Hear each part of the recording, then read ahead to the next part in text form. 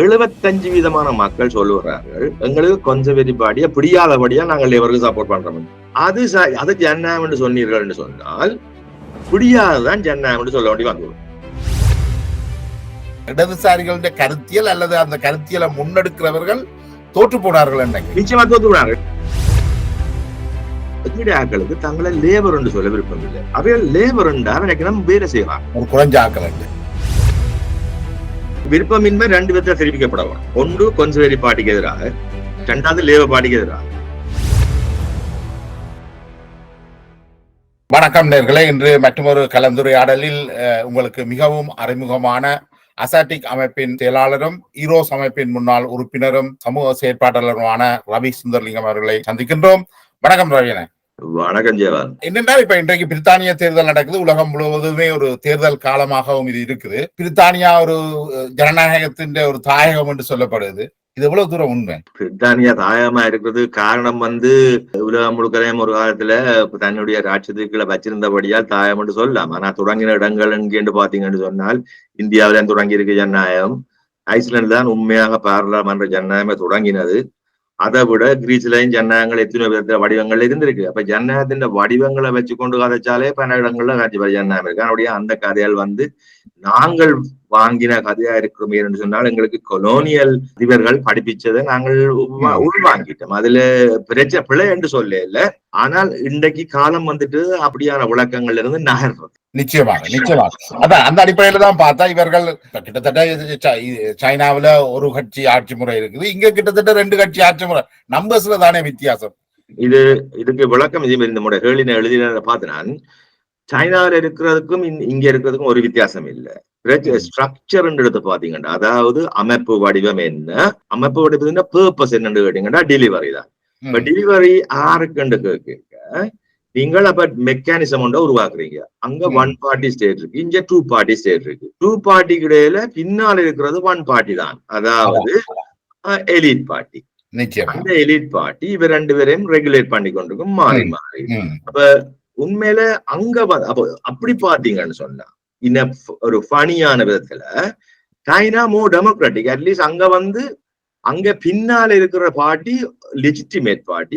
ஏன்னா அது ஒரு பார்ட்டி தான், கம்யூனிஸ்ட் பார்ட்டி தான். பின்னால் இருக்கிற யாருன்னு உங்களுக்கு தெரியாது. இப்ப இங்க அவர் 2 பக்கத்தை இயக்கி கொண்டிருப்போம். உண்மையிலேயே ஒரு முக்கியமான புள்ளி என்னென்றால் நாங்கள் இந்த ஜனநாயகம் பற்றி ஒரு பெரிய பிம்பங்களை வச்சு கொண்டிருக்கிறோம். பல கட்சி ஆட்சி முறை அப்படி இப்படி எல்லாம் சொல்றோம். அது எப்படித்தான் பார்த்தாலும் நீங்க சொல்ற மாதிரி அது ஒரு எலிட் ஆட்சி முறை தான் இருக்கு. அமெரிக்காண்ட தேர்தல் எடுத்தா கூட 2 வயதானவர்கள் 2 போட்டிடுறாங்க. மக்கள் தெரிவு வெரி லிமிட்டடா இருக்கு. அங்க ஒரு தெரியவும் இல்ல. உண்மையில வயதானவர் சொல்லிக்க அவளுக்கு இல்லாண்டு அவையிலே சொல்லி கொண்டு நிக்க நீங்க தெரியணும் பின்னாலே யாரோ இருக்கிறவன் அவையிலே ஒத்துக்கொள்ளினம் தங்களாலே சில விஷயங்களே இருக்கு. இப்ப அதை செய்யறதுக்கு பின்னாலே யார் இருக்கிறோம் கேள்வி. இவையில இயக்குறாங்கள வெறும் டாக்டர்ஸ் மட்டுமல்ல. அது எங்கடாக்கள் விளங்குது இல்லை. இந்த ஜனநாயகம்ன்றது எத்தனை வகைகள் இருக்குது. சமுதாய ஜனநாயகம் ஒன்று தேவை. இப்ப இதை பற்றி பல விஷயங்கள்ல நாங்க கலைக்கிறோம். அங்க உடனடியாக ஆக்கள் கலைக்கிறது சாதி பிரச்சனை. அது ஒரு சாதி சமுதாய ஜனநாயகம். இன்னொரு சாதி ஜனநாயகம் மக்களிடையே இருக்கிற புரிதுபாடுகள், அதாவது இயல்பானவருக்கும் இயலமை அற்றவனுக்கும் இடையில இருக்க உறவை என்ன, அந்த உறவை நாங்கள் என்னட்டு மேம்படுத்துறது. அதாவது ஒருவன் கெட்டிக்காரனா இருப்பான், மற்றவன் சில சக்கட்டையா இருப்பான். ஆனா சக்கட்டையா இருக்கிறவனுக்கு உரிமை இல்லைன்னு சொல்றதுக்கு மேல இருக்கிறவனுக்கு உரிமை உண்டா என்ற கேள்வியும், அப்படி இல்லை என்று சொன்னா வேற பதில வச்சுக்கொண்டு என்னட்டு சொசைட்டி இயங்குறது என்ற கேள்விகளுக்குத்தான் பிலோசபிசம் சரி யாரும் சரி மனுஷனை எப்படி ஒழுங்குபடுத்த வேணும், எப்படி நல்லவனா வச்சிருக்க வேணும் என்று அதை சமயத்தால சரி அல்லது பிலோசபியா செய்ய பார்த்தார்கள். இப்ப இதுல என்ன பிரச்சனைன்னா, இங்கு மாணவர்களுக்கு நீங்களும் ஒரு ஆசிரியர் என்ற வகையில மாணவர்களுக்கு ஜனநாயகம் பழக்க வழக்கம் இது எல்லாம் சொல்லிக் கொடுக்கின்றோம். ஆனால் இதை சொல்லிக் கொடுக்கணும் என்று சொல்கிறவர்கள் காசாவில் என்ன செய்கிறார்கள்? பிரச்சனை சொன்னா ஜனநாயகம்ன்றது ஆருக்குன்றதான் முதலாவது கேள்வி. நீங்கள் எலிட்டு கண்டு ஏற்கனவே சொல்லிவிட்டார்கள் என்றால் எலிட் ஆரை பராமரிக்க விரும்புகிறார்கள் என்றது 2வது கேள்வி. நீங்க எந்த நாட்டை எடுத்து பார்த்தாலும் இந்த ஜனநாயகம்ன்றது என்ன பொறுத்தவரையில ஒரு சப்சிடி. அங்க நீங்கள் அந்த தமிழ் எனக்கு வார்த்தை வருது இல்லை. சப்சிடி என்று சொன்னா நான் நினைக்கிறேன் அங்க இந்த விவசாய சப்சிடி என்ன ஒரு உதவியை வழங்குற மாதிரி ஒரு காசு மாதிரி. அப்ப நீங்கள் எங்கேயோ எடுத்து எங்கேயோ கொடுக்கணும். அப்ப இங்க கஷ்டப்பட்ட மக்கள் ஜனநாயகத்தை வேண்ட சப்சிடியால் நாங்கள் உயர்த்தி வச்சிருக்கோம். அதாவது அவர்கள் வேலை செய்வார்கள், காலங்காலத்துக்கு அவை இந்த காசை டாக்ஸ் எடுத்தேன், நேஷனல் இன்சூரன்ஸ் எடுத்தேன், அல்லது பேங்க் டீகேபிட்டலைஸ் பண்ற காசு எடுத்தேன், எடுத்து தங்களோட பொக்கெட்டுக்கா போட்டுக்கொண்டு அதே வேளையில அவைகளுக்கு இருக்கிற சலுகைகள் சிலதுகளை நாங்கள் சோசியல் டெமோக்ரஸி என்று செய்யவும் பார்ப்பாங்க. அதை நாங்கள் ஏற்றுக்கொண்டு நாங்கள் நினைக்கிறோம் எங்கட கையில தான் இந்த பவர் மேட்டங்கள் இருக்கு என்ற நிலைமையில நாங்கள் இயங்கி கொண்டிருக்கோம் இங்க. இது ஒரு விதமான ஜன பார்வை. ஆனால் அதே வேளையில உலகத்துல இருக்கிற புவர் கண்ட்ரிகள் இன்றைக்கு உயர் நாடுகளை சப்சிடைஸ் பண்ணலன்னு சொன்னால் இந்த ஜன நாடுகள் இருக்க முடியாது. இப்ப எப்பவும் எடுத்து பாத்தீங்கன்னா மலேசியா சரி அல்லது எந்த கண்ட்ரிகளும் வசதி படைச்ச நாடுகள் கூட இங்க வச்சிருக்கிற நாடகம் என்று நாங்கள் சொல்ற அந்த ஜனநாயகத்தை வச்சுக்கிறது கஷ்டப்படுகிறார்கள். அது மக்கள் அவர் இஸ்லாம் என்றபடியாகவோ அல்லது கூடாதவர் என்றபடியாக இல்ல, அவைகளுக்கு இருக்கிற சப்சிடி பத்தாது. ஏன்னா அவர் சொசைட்டியை ரெகுலேட் பண்றதுக்கு இருக்கிற பவர் அந்த அரசாங்கத்துக்கு இல்லாம இருக்கு. அப்ப அவைகள் என்ன செய்யணும், அதிகாரத்தை தங்களோட கையில சில நேரடியா எடுக்கிறார்கள், இங்க வச்சு மறைமுகமா செய்யாம. அதை பார்த்துட்டு நாங்கள் பிள்ளையா வழங்கி கொள்றோம். உடனே நாங்க சொல்றோம் அது சர்வாதிகாரம். சர்வாதிகாரம் தான் அந்த ஃபார்மேட் வந்து கொஞ்சம் நல்லா இருக்குதுங்க. ஊசி போட பிள்ளைகளுக்கு இனிப்ப கொடுத்துட்டு ஊசி போட்ட மாதிரி. அப்ப இப்ப மக்களுக்குள்ள தெரியும். இப்ப நாங்கள் 2 பேருமே இதுல இந்த புள்ளியில இணையறோம்னா மக்களுக்கான தெரிவு இல்லையண்டு, அங்க தெரிவு இல்ல காணாதண்டு. அப்ப இந்த தேர்தலை நாங்கள் புறக்கணிக்க முடியுமா? 75% மக்கள் சொல்லுகிறார்கள் எங்களுக்கு கன்சர்வேட்டிவ் பார்ட்டியா பிடியாதபடியா நாங்கள் எவருக்கு சப்போர்ட் பண்றோம். அது ஜனநாயகம் என்று சொன்னீர்கள் என்று சொன்னால் பிடியாததான் ஜனநாயகம் என்று சொல்ல வேண்டி வந்துடும். அப்ப பிடியாதவர்களுடைய சாய்ஸ் தான் ஜனநாயகம் என்று சொன்னால் அது ஜனநாயகம் இருக்க முடியாது. அதே வேளையில அங்க லேபர் பார்ட்டியோட தலைவருக்கு 57% மக்கள் எதிர்ப்பு தெரிவிக்கிறார்கள். அப்ப அவர் தலைவரா வர போறார், பிரைம் மினிஸ்டர் வர போறார், பார்ட்டியின் லீடரா இருக்க போறார், அவருக்கு எதிர்ப்பு ஜனநாயகப்படி இல்லை. இது ஜனநாயகம் நீங்கள் அதை என்ன மாதிரி முடிச்சு கட்டி மொட்டைய தலை முழங்கால முடிச்சு கட்டுறன்றது அது அவையல் செய்விடம்படிவார். அவை எலிட்டின் வேலையா தான் எல்லா பேப்பரும் கண்ட்ரோல். நீங்க கிட்ட காசா எடுத்தீங்கன்னா இந்த கண்ட்ரில காசா பெரிய வரையலாது. ஏன்னா அவர் பேப்பர் எல்லாத்தையும் கண்ட்ரோல் பண்ணுவாரு. இந்த முக்கியமான இந்த நடக்கும் இப்ப இந்த காலகட்டம் ஒரு முக்கியமான காலகட்டமா இருக்கு. இப்ப அமெரிக்காவை எடுத்தாலும் பிரித்தானியாவை எடுத்தாலும் மக்களுக்கு கொள்கை அடிப்படையில 2 தெரிவு இல்ல. உண்மையே காசா போன்ற ஒரு உலகம் சார்ந்த ஒரு முக்கியமான பிரச்சனை. இது காசாவோட நிக்க போற இல்லைன்னா இது காசாவையும் தாண்டி ஏனைய நாடுகளையும் இது பாதிக்க போகுது.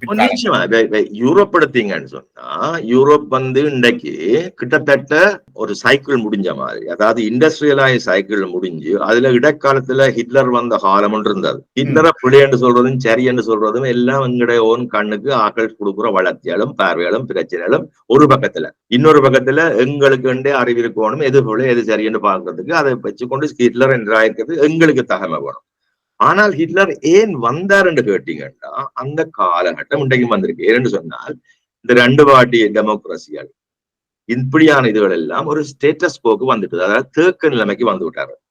தேக்க நிலைமையில என்ன வச்சுக்கொண்டு 2 பார்ட்டியும் உண்மையில ஒரு சொந்தக்கார பார்ட்டி மாதிரி தான், அதாவது UMP MSLP மாதிரி சொந்தக்காரர்கள் அந்த காலத்துக்கு சொல்றோம். அது சொந்தக்காரர் ஆண்டோட்டு. அப்ப இந்த நிலையை குழப்புறது மக்களுக்கு வேற வழி இல்லை. அப்ப இந்த கண்ட்ரில எங்களுக்கு பிரெக்சிட் வந்தது. அவை யூரோப்புக்கு எதிராக சாதிச்சு குழப்பி பார்த்தாரு. அது சரி. ஆனா யூரோப் முழுக்க இப்ப அதே குழப்பம் ஒன்று நடந்து அது சரியில்லை என்று சொல்லி போட்டு இப்ப வலதுசாரியோட போறது சரி என்று வந்து விட்டாரு. அப்ப இன்றைக்கு வலதுசாரிகள் வந்துதான் உண்மையான புரட்சிவாதிகளாக, அதாவது தேசியவாதம் கொண்ட சோசியல் புரட்சிவாதிகளாக காட்டிக்கொள்வாங்க. அதாவது ஜெர்மனிய மக்களை காப்பாற்றி கொண்டு ஜெர்மன் புவர் பீப்புளையும் காப்பாற்று, பிரான்ஸ் மக்களையும் காப்பாற்றி கொண்டு பிரெஞ்சு புவர் பீப்புளையும் காப்பாற்றி கொள்றது என்ற வாதத்துக்கு அவர் தள்ளப்பட்டு அதனால இந்த தேக்க நிலத்தை குழப்பலாமா என்ற தோற்றம் கூட இப்ப வந்துடுச்சு. எனக்கு தெரிஞ்ச சில பார்ட்டியாக இருக்கணும், அவள் சோசியலிஸ்ட் ஒர்க்கர்ஸ் பார்ட்டியோட இருந்தாங்க. அவைகள் ஹெட் டீச்சர் அவர் வெல் நோன் பர்சன். அவர் கன்சர்வேட்டிவ் தான் சப்போர்ட். அவர் ரிஷி சுனாக் ஃப்ரெண்ட். அவர் இந்த ஆகியம் என்று சொன்னால் இடதுசாரிகளால இந்த நாட்டில புரட்சி செய்ய முடியாது, வலதுசாரிகளை கொண்டு செய்யற புரட்சியில நாங்கள் ஊடுருவோம். இப்ப இந்த புள்ளியில தான் வாழண்டா சென்கந்தையாவை அண்மையில நேர்காணல் ஒன்று செய்திருந்தார்.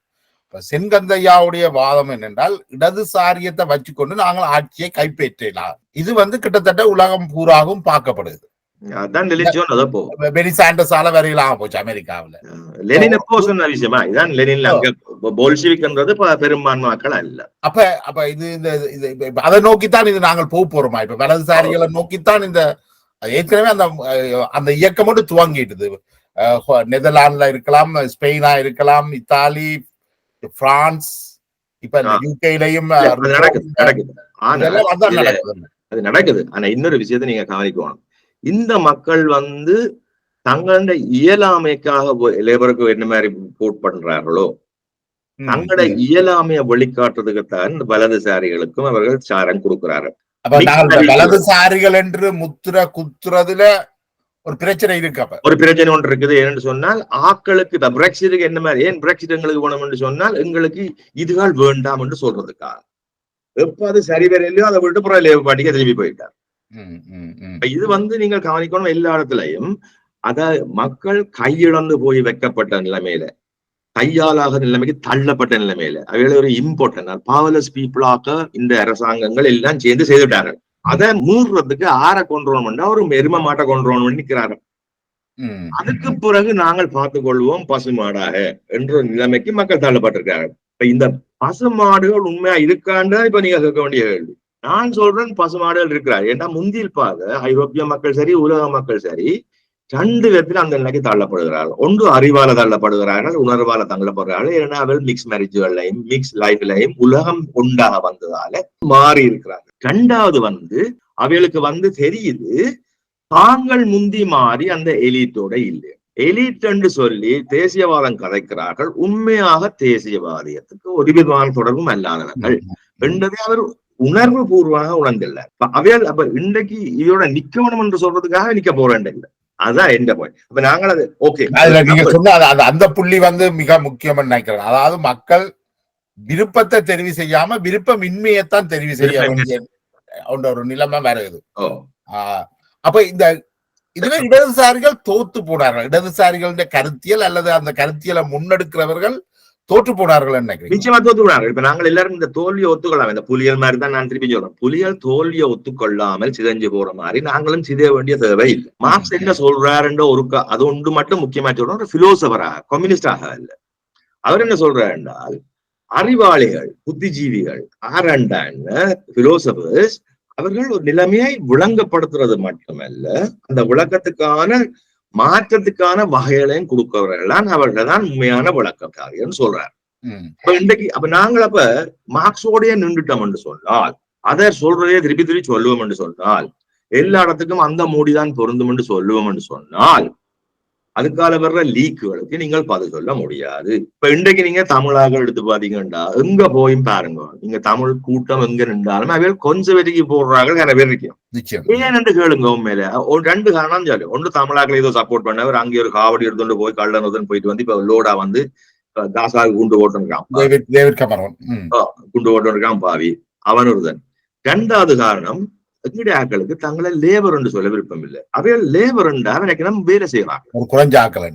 வீடுல போய் பாருங்க எல்லா டோய்லெட்டும் பொதுவில அவனுக்கு நம்ம ஆர்வம் கிளீன் பண்ணுவோம். குறிப்பா இலங்கையில அது பெரிய மோசம். ஆக்டிவ் ரெண்டு பாக்க இல்ல பொம்பளை ரெண்டு பாக்க தாங்கள் கையை வச்சு கழுவ தயார் இல்லை. இப்ப இந்த நிலைமை தான் அவைகளை வச்சுக்கலாம். அப்ப அவைகளை பொறுத்தவரை லேபர்ன்றது ஏதோ குறைஞ்ச ஸ்தானத்தை குறிச்சு நிக்கிற விஷயம். அதோட அசோசியேட் பண்ண அவளுக்கு விருப்பம் இல்லை.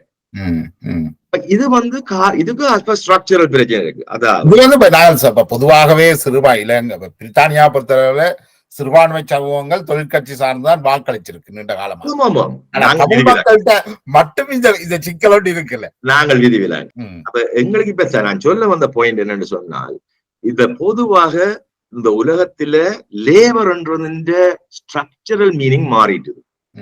அதாவது தொழிலாளி யார்? முந்தின தொழிலாளி இன்றைக்கு எங்கட கிளாசிக்கல் புளோரிடேரியர் இங்க எல்லாம் தோட்டங்கள்ல வேலை செய்து கொண்டிருக்காங்களா தொழிலாளியில அந்த வரவிலக்கணத்துக்குள்ள நவீன தொழிலாளிகள் இல்ல. அப்ப அது என்னன்னு காப்ப நாங்கள் இப்ப புதுக்கா தங்கட மூலிய தொழிலாக செய்யறவர்கள் லேபரா பாவிக்கிறவர்கள் என்னன்னு நீங்கள் இதுக்கு அல்றாண்டு கேட்டீங்கன்னா மார்க்சின் தியரியை நீங்கள் திருப்பி சொல்றதால சரி வராது. மார்க்சின் காலத்துல அதுக்கான வாக்கு இருக்கல ஏஐ பற்றிய வழி இல்ல. எந்த பாயிண்ட் நாங்கள் எங்களுக்கு நாங்கள் எதையும் இன்டர்பிரட் பண்ணக்கூடியும் அந்த இன்டர்பிரிட்டேஷன்ல பதில் சொல்லக்கூடிய ஆக்களா நாங்கள் இல்லை என்று சொன்னால் நாங்கள் யார பெருமையா கதைக்கிறோமோ அவருக்கு இழுக்குத்தான் செய்யும். இப்ப இந்த தேர்தல் இந்த விஷயங்களை பார்க்கக்குள்ள இப்ப தெரிவுகள் லிமிட் பண்ணப்பட்டிருக்குது. நாங்கள் விருப்பமின்மைக்காகத்தான் வாக்களிக்க போறோம். விருப்பமின்மைக்கான வாக்க நாங்கள் தொழிற்கட்சிக்கு அளிக்கிறதா அல்லது வேற கட்சிகளுக்கும் நாங்கள் அளிக்க இயலுமா? இப்ப விருப்பமின்மை 2 விதத்துல தெரிவிக்கப்படணும். ஒன்று கன்சர்வேட்டிவ் பார்ட்டிக்கு எதிராக, 2வது லேபர் பார்ட்டிக்கு எதிராக. 2 பிரதான கட்சிகளுக்கும் எதிராக இந்த மக்கள் வாக்களிக்கணும்னு சொல்றீங்க. ஓமாம். அப்ப அதுக்கேற்ற மாதிரி அவளுக்கு அந்த கெட்டித்தனம் இருக்கும், அந்த ஆளுமையும் அந்த கணிப்பு தன்மையும் இருக்கும். அதனுடையதான் இந்த மக்கள் ஒரு விதத்துல முதிர்ச்சி அடைந்த மக்கள் அவள் செய்வார்கள் ஒரு நம்பிக்கை எனக்கு இருக்கு. அவள் என்ன செய்ய போயின்னு சொன்னா, இப்ப இஸ்லிங் எடுத்தீங்கன்னா அது ஜெரிமே கோபர்டன் எலெக்ட் பண்ணுவாருன்னு எனக்கு நம்பிக்கை. ஜனம் போடும். ஏன் அவளுக்கு லேபர் பார்ட்டிக்கு பதிலாக நல்ல கான்ஸ்டிடியூஷன் எம்பியோட இருக்கிறாங்க. அவர் 80 பேர் இருந்தாலும் பரவாயில்லை. மற்றது அது ஒரு ப்ரோட்டஸ்ட். உங்களுக்கு நாங்கள் ஓட் போடல ரசா, நாங்கள் போட கொஞ்சம் எதிராக எல்லா தொகுதியிலையும் காமிக்க இயலாது. காமிச்சா அப்புறம் கொஞ்சம் பவருக்கு வந்துடும். சரியா? அப்ப நீங்க தெரிவு செய்து அதுக்கேற்ற இடங்கள்ல தெரிவு காட்டுவோம். தேர்தல்ல கொள்கை என்ற அடிப்படையில இல்லாமல் சில ஸ்ட்ராட்டஜிய பாவிக்கணும். ஸ்ட்ராட்டஜிக்காகவும் சில விஷயத்துல கொள்கையும் தான், சில விஷயத்துல ஒரு விதத்துல கொள்கை நினைச்சா. சில வேளையில நீங்கள் கிரீன் பார்ட்டியோ அந்த பார்ட்டியோ அங்கட ஒரு வித பொலிசியல் இருக்கு தானே, ஒருமுக பொலிசியல். அந்த பொலிசியலை முன்னேற்றத்துக்கு இதுக்குள்ள வழி காணலாம். அப்ப அஜெண்டாவுக்குள்ள கொண்டுறதுக்கு வழி காணலாம். இல்லாட்டா பொலிட்டிக்கல் அஜெண்டால வரையலாது. அப்ப இப்படியான விஷயங்கள் சரி. அப்ப கோவில நீங்கள் எலெக்ட் பண்றால என்ன செய்யறீங்கன்னா, உண்மையான டெமோக்ரஸி ஒன்று தேவை என்றே அலைஞ்சு அஜெண்டாக்களை கொண்டாடுறாங்க. வெல்றதா இல்ல. கன்சர்வேட்டிவ் எதிராக வெல்றது ஜனசாயம் அல்ல. கன்சர்வேட்டிவ் எதிராக வெல்றதுக்கும் ஒரு மீனிங் வேணும். அதை நீங்கள் செய்யறதுக்கு என்றால் நீங்க ஸ்ட்ராட்டஜிக்காக கோபினியோ ஆரையோ தெரிவு செய்யணும். கோபினை பர்சனலா நான் தெரிவு செய்யணும். பர்சனலா நான் கேம்பெயின் பண்ண இல்லை. எனக்கு பர்சனல் பெரிய விருப்பம் மட்டும் இல்ல. ஆனால் நான் போடுவேன். உங்கள் வாக்கு கோவிலுக்கு நான் ஒரு நாளும் போட் போடுறேன். இந்த முறை போடுவேன். நான் ஒரு நாளும் போட்டது கிடையாது. விருப்பமின்மையை காட்டுறதுக்கு மட்டும்தான். பின்ன கோபின பேசா பிடிக்க மாட்டேன். நான் குலிக்கு சப்போர்ட் பண்ணேன். இலங்கை இந்த தேர்தல்ல தொழிற்கட்சியின் சார்பில் 2 பெண்களும் தேர்தல்ல போட்டியிடணும். இந்த இதுல இந்த தெரிவை நீங்கள் எப்படி பாக்குறீங்க? எனக்கு மக்கள் அந்த நீங்க என்ன இது எனக்கு இந்த வாசல்ல இந்த கிறிஸ்டியானிட்டிக்காரர் ஒரு நாளைக்கு ஜாகோவா, மற்ற நாளைக்கு காதலிசம் இல்ல மாதிரி. எனக்கு 2க்கும் ஒன்று பொம்பளை விக்கிறீங்களா, லேபர் பார்ட்டி விக்கிறீங்களா, அல்லது லெப்டிஸ்ட் விக்கிறீங்களா, அல்லது கருத்துள்ளவர்கள் விக்கிறீங்களா தெரியல. இந்த கண்ட்ரியில நாங்கள் எங்கட பிள்ளைகளை இந்த பிள்ளைகள் அரை பிள்ளைகள் அதனுடைய கதைக்கு இல்லாது. மற்ற பிள்ளைகள் முழுவனா பிறந்து அரை பிள்ளைகளா தான் இருக்கு. நான் உங்களோட பிள்ளைகளையும் சேர்த்து தான் சொல்றேன். அதுக்கு எங்கட கண்ட்ரியில தெரியாது, தெரியாது, இந்த கண்ட்ரியா தெரியாது. சில விஷயங்களை நாங்கள் ஏற்றுக்கொண்டுதான் ஆக வேணும். இந்த நாட்டுல பாராளுமன்ற உறுப்பினரா வாரவர் அந்த நாட்டுல பெருசாக எதையும் சாதிக்க முடியும். அவருக்கு இந்த நாட்டிலேயே சாதிக்கிறதுக்கு ஒன்றும் பெருசா இல்ல. அவர்கள் தங்கட உரிமைக்காக தங்கட தேவைக்காக தான் இங்க ஓட் பண்றது. ஆனா அவைகள் இஞ்சத்தான் பிரஜைகள். அப்ப அவைகள் என்னென்று பாக்கினோம், வெள்ளண்டு பாக்கினியா கருப்பண்டு பாக்கினியா பார்க்க முடியாது. அவைகள் பாக்குறது நாங்கள் எங்களுக்கு இவைகளால பிரயோசனம் இருக்கா, எதிர்காலம் இருக்கா, போற போக்க பார்த்தா நாங்கள் சீவிக்க இயலாது. நாங்கள் சொல்லிக்க எந்த வேதக்காரர் நாங்கள் சந்தோஷமா தப்பிட்டோம். இனிமே பிறக்க போற பிள்ளைன்ற வாழ்க்கையை பற்றி யோசிச்சால் மனம் தாங்க இயலாது. இவ்வளவு நாங்கள் ஏனதுக்காக போறான், நாங்கள் என்னதுக்காச்சு நாங்கள் எங்களுக்கு விளக்கம் இல்லை. எனக்கு விளக்கம் குறைவு. அது என்ன சொன்னா, உலகத்தினுடைய சீரழிவு நாட்கள் நக்கிறதில் பார்க்க மோசம். இப்ப சயின்டிபிக்கா சொல்லிக்க, நான் இப்ப பொலிட்டிக்ஸா கதை கேள்வி இல்ல. எனக்கு ஒரு அபிப்பிராயம் இருந்தது என்னன்னா, நாங்கள் எங்களுடைய தலைமுறை எங்களுடைய தாய் தந்தையருடைய தலைமுறையிலும் பார்க்க ஒரு நல்லா வந்தது. அப்ப எங்களுடைய பிள்ளைகள் எங்களிலும் பார்க்க முற்போக்காகவும் அவர்கள் ஒரு நல்ல நிலையிலையும் வருவார்கள் என்ற ஒரு நம்பிக்கை இருந்தது. ஆனா அந்த நம்பிக்கை எனக்கு இப்ப இல்ல. முற்போக்கா இருப்பார்கள். அதுல ஒரு அவநம்பி, அதுல நாங்கள் அவநம்பிக்கை கொள்ளலான்னு சொன்னால் அதை விட்டோம்னா வேற வழி இல்லை. ஏன்னு சொன்னா எதிர்காலத்துல நம்பிக்கை இல்லைன்னு சொன்னா நாங்கள் இன்றைக்கு இருக்கிறதுல பிரயோசனம் இல்லை. ஆனால் எங்கட பிரச்சனைன்னு சொன்னால் நாங்கள் விழுங்கினது முழுக்களும் வெள்ளையர்கள் சொன்னது, குறிப்பாக பிரித்தானிய வெள்ளையர்கள் சொன்ன ஜனநாயகத்தையும், அவர்கள் சொன்ன கேபிட்டலிசத்தையும், அவர்கள் சொன்ன கடவுளையும், அவர்கள் சொன்ன எல்லா விஷயத்தையும் நாங்கள் முற்று முழுதாக புரோகிரஸ் என்ற நிலைமையில ஏற்றுக்கொண்டோம். இன்றைக்கு புரோகிரஸ் என்றா என்ன என்ற கேள்வி அவையண்ட புள்ளிகளை கேட்க தொடங்கின பிறகு நாங்கள் நின்று ஒருக்கா சாந்தியில இருந்து யோசிக்க வேண்டிய நிலைக்கு தள்ளப்படுறோம். சில வேளையில அவ விட்டுட்டு போற பொல்லுகளை தூக்கி கொண்டு ஓடைக்க நாங்கள் கெட்டிக்காரர் என்று சொல்றதால பெருமைப்பட்டுக் கொள்றோம். அந்த நிலைமையில நாங்கள் போக்காடுறதுக்கு வழி கண்டுபிடிச்சோம்னா இன்னும் நல்லா இருக்கும். அது வேற ஒரு டிஸ்கஷன், இன்றைக்கு செய்யலாது. ஆனால் எங்கட புள்ளி அந்த பிரச்சனை வந்து தமிழ் பொம்பளை இருக்கிறாவோ யாரு இருக்கிறாவோ முக்கியம் இல்ல. அவைகள் வந்து ஒழுங்கான மனுஷரா இருப்பார். இப்ப எங்கட பிரைம் மினிஸ்டர் எங்க அவர் green card holder, American USA green card holder. அவர் லொச்சன் தோத்தா சில அங்கேயே போயிடுவார் கொட்டப்பச்சா போன மாதிரி, ரைட்? அல்லது அவையர்கள் பஸ். நீங்க சொல்றது மிக முக்கியமான விஷயம் என்னன்னா, இன்றைக்கு இந்த ரிஷி சுனாக்கா இருக்கலாம், சோலா பிரேமனா இருக்கலாம், அடுத்த கன்சர்வேட்டிவ் பார்ட்டி லீடருக்கு வரப்போறவர், இவர்கள் கதைக்கின்ற துவேசம் படுபடு மோசமானது. நேற்று அவரை ஃபக்கிங் பாக்கி என்று சொல்லி அழைத்திருக்கின்றார்கள். அதை பற்றி அவர் மனவர்த்தம் தெரிவித்தார். ஆனால் இவர்களை கதைக்கிற அளவுக்கு தூண்டினதும் இவர் தான். அவையல் தான். ஏன்னா அவையல் அதுல சம்பாதிக்கும். அவையல் வந்து இப்ப எங்களுக்கு ஒரு பழக்கம் இருக்கு. நாங்கள் எங்களிற்பாக வெள்ளையரா இருந்தா தான் வெள்ளையரங்களை மதிப்பார்கள் என்ற ஒரு நடிப்பில நாங்கள் சீவிக்க வேண்டிய காலத்துல சீவிக்கிறார்கள். மற்றது இது என்னத்தை காட்டுதுன்னு சொன்னால், நீங்கள் எக்ஸ்ட்ரீமா கதைக்கிறார்கள் எப்போ நீங்க கவனிச்சு பாத்தீங்கன்றால் அவையல் தான் உண்மையாக நாட்டு பெற்றில்லாதார்கள். அவையல் உண்மையாக கேபிட்டலிசம் என்ற அந்த மார்க்கெட்டுக்கு தங்களோட உண்மையான அன்பை தெரிவிக்கிறார்கள். அவைகளுக்கு நாடுகள் இல்ல. இப்ப நீங்க எடுத்தீங்கன்னா எங்கட டைசன் எடுங்க. டைசன் கூட தான் எல்லாத்தையும் கண்டுபிடிச்சேன்னு சொல்றாங்க. முழுக்க முழுக்க பிரெக்சிட் போட்டார். ரோட்டு போட்டு படாரண்டு பிசினஸை கூப்பிக்கொண்டு சிங்கப்பூர் போயிட்டார். அவர்கிட்ட சிண்டரல் காமிச்சிங்க. ஏன் அவருக்கு இந்திய டாக்ஸ் கண்ண விருப்பம் இல்லை. EU டாக்ஸ் பிரச்சனையை மாத்த போதோன்னு அவர் அவுட் சைட் சோர்ஸ்ல இருந்தோண்டு இப்ப அவர் அங்க இருந்தோண்டு தான் பிசினஸ் டாக்ஸ் உங்களோட டாக்ஸனும் அது மாதிரி செய்ய பாக்குறாரு. இப்ப நீங்கள் இங்க கொண்டாடுறீங்க டைசன் எங்களுடைய ஆளுண்டு அங்க. ஆனா அவரும் அங்க இருந்தோண்டு நான் உங்களுடைய ஆள் இல்ல காசரமான இருக்காரு. ஆனா அவர் இன்டர்நேஷனல் கேபிட்டல்ஸத்துக்கு அவர்கிட்ட வாக்கு சொல்லிடு. அவர் இன்னொரு எல்டன் மஸ்கா வருவார். இதுதான் அவையல் நோக்கம். அப்ப அவையல் வந்து கேபிட்டல் என்னன்னு செறிவாக்குற போக்குல போறாங்க. அவருக்கு நாட்டு பெற்ற ஒன்றும் இல்லை. ஆனா நாட்டு பெற்ற கலைப்பார்கள் தேவையண்டாம். இதுலதான் நாட்களை விளங்கி கொள்ளணும். இப்ப பிரச்சனைன்னு சொன்னா தேசியவாத கேபிட்டலிசம் இருக்க உறவு எவ்வளவுன்றதை நாங்கள் புரிந்து கொள்ளாமல் நடந்து கொள்றான் பெரிய பிரச்சனை. இந்த நேர்காணல் நீண்டு வருது. கடைசியா ஒரு கேள்வி. இப்ப பிரித்தானியாவை பொறுத்தளவுல இந்த தொழிற்கட்சிக்கு எதிராக சிறுபான்மையர்களுடைய வாக்கு வங்கியை கொண்ட தொழிற்கட்சி இந்த முறை பெரும்பாலும் அதுக்கு அந்த சிறுபான்மை சமூகங்கள் நியாயமான அதிருப்தியை கொண்டிருக்கு. குறிப்பாக இந்த காசா பிரச்சனை உட்பட மற்ற பிரச்சனைகள் சில இடங்கள்ல தனித்தும் போட்டியிடுகின்றார்கள். ஜோர்ஜ் கலவே தனியொரு கட்சியை துவங்கி இருக்கிறார். இந்த 100% சொல்லலாமா தொழிற்கட்சி ஜூலை 5ஆம் தேதி பதவிக்கு வரும் என்று சொல்லலாது. ஏன்னு சொன்னா இப்ப இதான் பிரச்சனை. இப்ப ஆக்கள் நீங்கள் முந்தின மாதிரி மக்கள் தங்களோட விருப்பத்தை தெரிவிக்கிறது இல்ல, அதிருப்தியை தெரிவிக்கிறதுல உபயோகமா இருக்கிறார். விருப்பத்தை தெரிவிக்கிறது இல்லை. இப்ப விருப்பத்தை அவர்கள் பிழையாக ஸ்ட்ராட்டஜிக்கலா பாவிச்சார்கள் என்று சொன்னால், இப்ப உதாரணத்துக்கு சென்ட்ரல் பிளாக்பர்ன், பிராட்ஃபர்ட் இந்த ஏரியா, பர்மிங்ஹாம் எல்லாம் எடுத்தீங்கன்னா, வீலோடங்கிற வீடு எல்லாம் எடுத்தீங்கன்னா எல்லா இடமும் நீங்க சொல்ற பாக்கி என்று சொல்றார்கள். நாங்களே இருக்கோம்.